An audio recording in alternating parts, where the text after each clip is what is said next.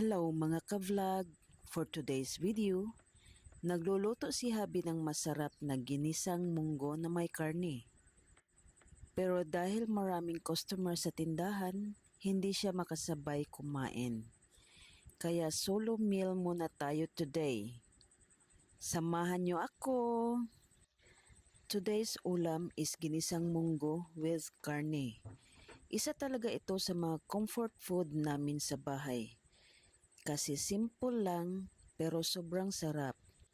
Habang busy si Habi paghahanda sa tindahan, sinisingit niya pa rin ang pagluluto para may mainit kaming pagkain ngayon. Nagluluto si Habi ng munggo, ginisa niya muna ang bawang at sibuyas para mas lumabas ang bango at lasa. Nilagyan din ng karne para mas healthy at mas mabusog.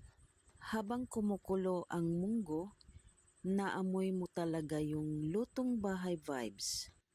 Pagkatapos magluto, kailangan agad bumalik ni Habi sa tindahan kasi maraming customers naghihintay. Ganon talaga minsan kapag busy sa trabaho.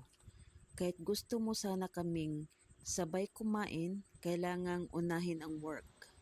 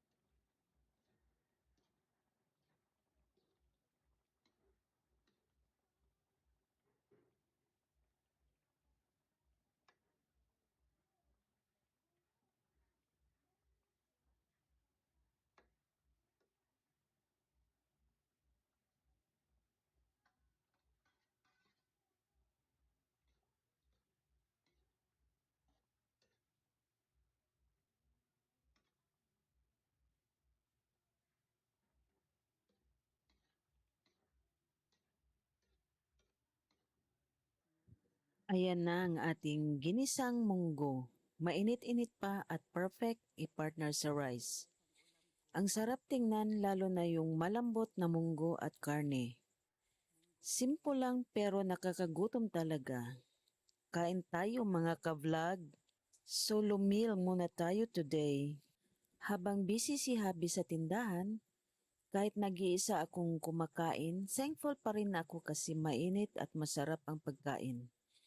Mas lalo talagang sumasarap ang munggo kapag bagong luto. Habang kumakain ako, iniisip ko pa rin si Habi na busy pa rin sa work para sa family namin. Nakaka-appreciate talaga kapag nakita mong yung effort ng partner mo. Minsan ganito talaga ang buhay, hindi palaging sabay-sabay kumakain dahil sa trabaho at responsibilities.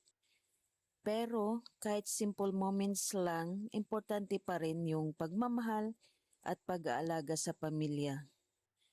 Thank you so much mga ka-vlog sa pagsama sa solo meal today.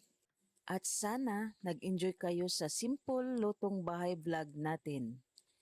Don't forget to like, comment and follow for more simple family and food vlog. See you sa next video. God bless everyone. Bye! Mwah!